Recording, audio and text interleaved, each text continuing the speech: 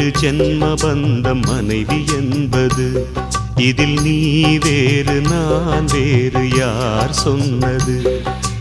கல்யாணமே ஒரு தெய்வீகமே, சம்சாரமே அதன் சந்தோஷமே, ஒரு வானும் நிலவும் பிரிந்து வாழுமா?